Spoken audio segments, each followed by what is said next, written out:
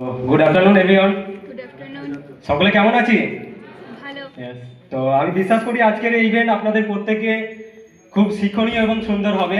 তো আপনাদের সক্রিয় অংশগ্রহণের জন্য আপনাদেরকে অসংখ্য ধন্যবাদ এবং গার্জেনকে ধন্যবাদ জানাই, কেননা আপনারাকে আমরা এই দুটো দিনেই পাই। মানে আমাদের বছরে দুটো প্রোগ্রাম হয়, যেখানে হচ্ছে একটা হাফ ইয়ারলি আর একটা হচ্ছে অ্যানুয়ালি, যেটা অ্যানুয়ালি আমাদের ভেরি কনভেনশন। তো সেক্ষেত্রে আমরা যে গার্জেনদেরকে পাই এখানে, তো আমাদেরকে খুশি লাগে যে আপনাদেরকে কাছে পেয়ে, এবং আপনাদের যে ভাই বোনরা আছে আমাদের, তারা যে অ্যাচিভমেন্ট করেছে এবং যে জায়গা থেকে তারা সব কিছুকে অর্জন করেছে সেটা আপনারা নিজের চোখের সামনে দেখছেন।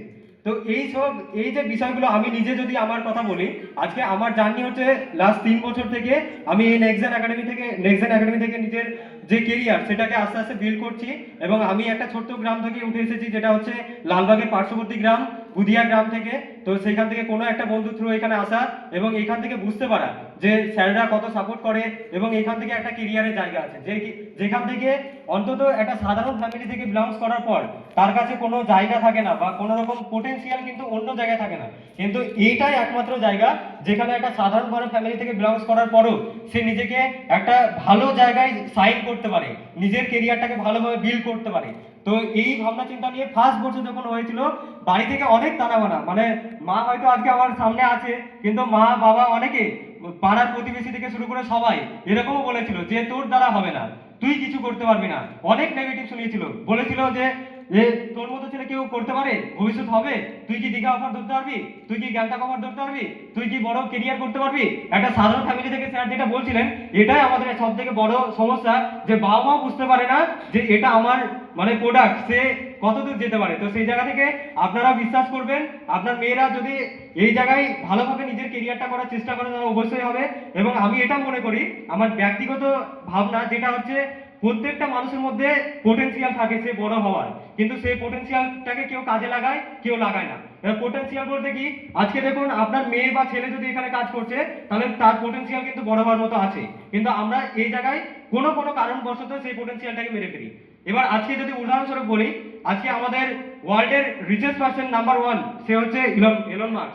সে কি করেছিল, তার মধ্যে পোটেনশিয়াল ছিল, সে আমাদের মতোই মানুষ, সে দেখতে যে বিশাল কিছু বা বিশাল তার মধ্যে অ্যাবিলিটি আছে সেটাও কিন্তু না, কিন্তু তার মধ্যে একটা গুণই ছিল, পোটেনশিয়াল ছিল এবং কিছু করার মানসিকতা এবং মাইন্ডসেট, যেটা আজকে তাকে ওয়ার্ল্ডের রিচেস্ট পারসন বানাতে সাহায্য করেছে। এবং সে কি বানিয়েছে, যেটা ভাবতে পারে না মানুষ, যেটা যার ভাবনা থেকে দূরে সরে যায়, সেটা আজকে সে মানে করার চেষ্টা করেছে। যেমন স্পেসএক্স, মানে যেটা একবার যদি মঙ্গলে যায় বা চাঁদে যায়, সেটা আর কখনো ঘুরে আসবে না, কিন্তু ও করে দেখিয়েছে ওটা যাবে প্লাস আবার ঘুরে আসবে। মানে মানুষ এখন ট্রাভেল করতে যায় মানে মঙ্গলে অথবা চাঁদে। এবং ও কি বানিয়েছে, টেসলা বানিয়েছে, স্টারলিংক বানিয়েছে, যেটা আমাদের এখানে মুকেশ আম্বানি যে আমাদেরকে সিমটা চালনা করায়, সেটা হয়তো আমাদেরকে প্রথমত কি করতে হয়, টাওয়ার দিয়ে করতে হয়, কিন্তু সে বানিয়েছিল কি, যেটা বিনা কানেক্টেড, বিনা টাওয়ার, উপরে শুধুমাত্র স্যাটেলাইট থাকবে এবং ওটা থেকে কানেক্ট হয়ে আজকে কি হবে, আমাদের ফোনের মাধ্যমে নেটওয়ার্ক চলবে, ফোন করতে পারবে।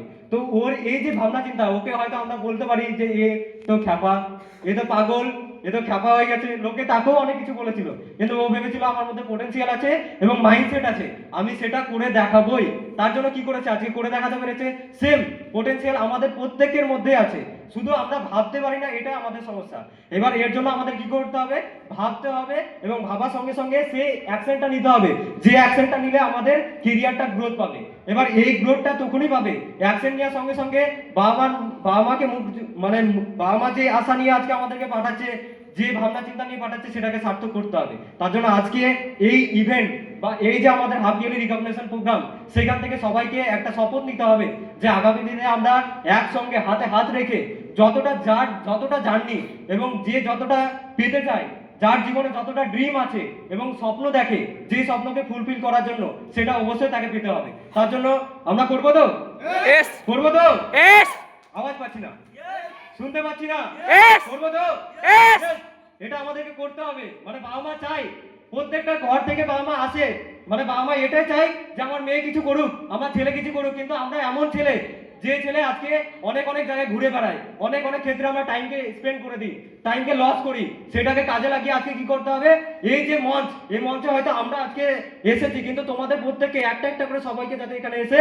নিজের যে ক্যারিয়ারের গ্রোথ বা নিজে যে কিছু করছো সেটা বাবা মাকে দেখাতে হবে। এটা আমরা চাই তো?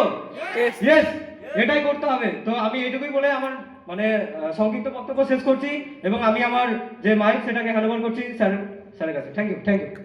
মানে জন্য ক্লাব চোখ বড়, খুব ভালো ছেলে, খুব